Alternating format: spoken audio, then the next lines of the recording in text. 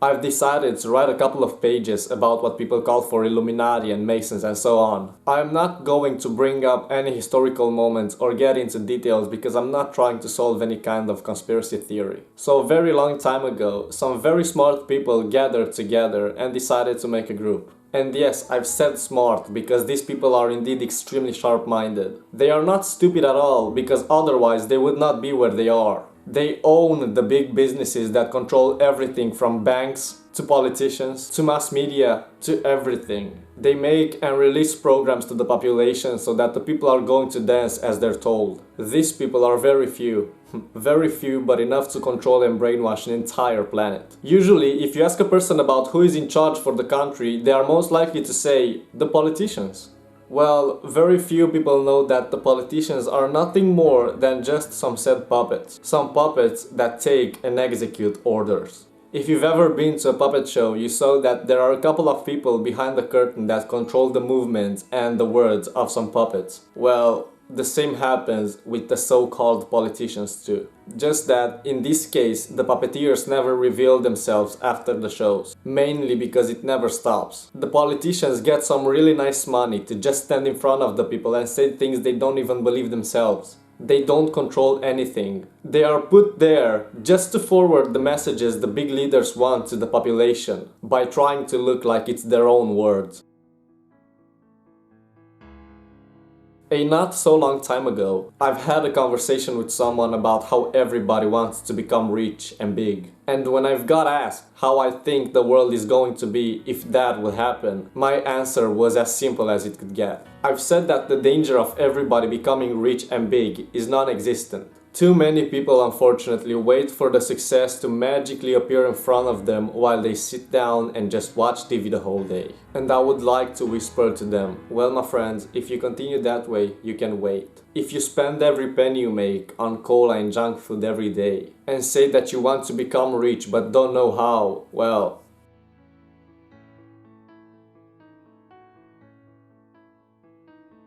the ones that control this world are not going to do absolutely nothing in order for this world to become a better place. They are so happy to see how sad and angry people are every day, and that they contribute to that by making and launching products that apparently will make people happier. While the truth is, these products are just another source for suffering for those who consume them. They make the weak ones believe that drinking and smoking will get them over hard times, that taking drugs will make them forget their past.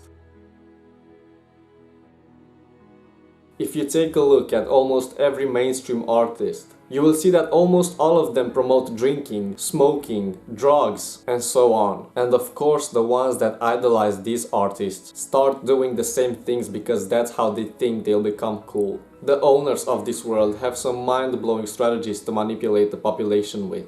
Take Coca-Cola for example. You and your family share some amazing moments together with Coca-Cola. Yes, indeed, share some amazing moments with your family, but you don't need cola for that. The ones that made the slogan knew that everybody will happily associate with it. They used the words that people love to hear. Family, amazing moment, together. Mainstream artists are paid millions to appear in commercials for different products. Products that will not necessarily do anything good to your body, but perhaps exactly the opposite. And when people see these artists eating at some fast food place or drinking some type of beverage, they will instantly want to eat and drink the same things. We live in 2016, and instead of waking up and figuring out what is going on, the world tempts to get dumber and dumber. People are manipulated more and more easily every day.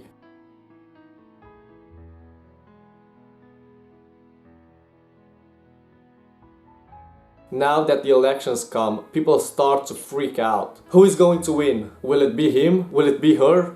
What if he wins? Our lives are going to be so much better if he wins. And then I start thinking and asking myself, what has this world come to? I will soon turn 18 and they said, you'll be an adult, you'll have to vote. If I travel back in time for a bit, I will see that almost all of them lied to us. That almost all of them promised pretty much everything that could be promised, but somehow they never did as they said. I always ask myself, how can someone support a person they don't know? How can people trust someone they never talked to? How can they believe in someone if they've never looked in that person's eyes for at least once? How can they know that what that person says is true, that its background is clear? I'm not going to vote. I never will. I'm not willing to support some criminals. But I wonder, if they have all the power, why do all of them want to gain our attention? Why do they spend all those millions on lobbying every year? Maybe because they don't have the power? Maybe the country never depended on them, but us? Maybe we are the ones that have all the power. And instead of using it to make the country, the world, a better place, we use it to support some non-existent entities. Their biggest fear is that the population, the world, is going to figure out that the quality of our lives depended on us and not them. That if we want to change something, we have to wake up and start supporting ourselves, to take our destinies in our own hands, to control our lives, and not think that we depend on some people that wear black suits and fake smiles. That we are going to break the rules and not listen and do everything that we are told to. Our lives always were on our hands. The change always started with us. They promised so much and people trusted them. They promised that they are going to make the world a better place. But when the car that ran on water was invented, the inventor never got to see it on the roads because someone didn't like the idea of clean air.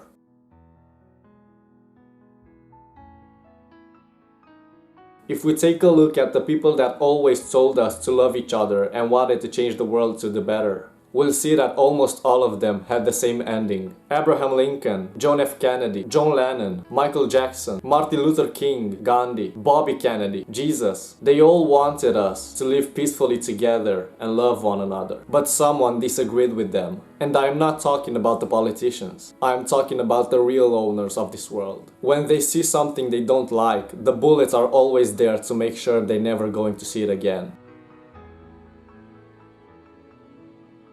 I am not talking about the politicians because I don't think it is that easy to lie 25 of 24 hours. I don't think they live the happiest lives when they know how many people they've lied to just to make some money that will anyway go away. It may seem that they live the best lives and that they control things just the way they want to, but they take orders from their owners just like an employee from its boss. Just that they do it on another level. A much scarier one. They get more money, but if they disagree with their owners, they don't get fired, at least not from their job. Someone told me that the women got the right to vote because of the politics. Well, the women fought for it, and because there were so many and protested non-stop, the ones that controlled the politicians told them to give women the right to vote, because otherwise, the people would have found out that their words don't mean anything.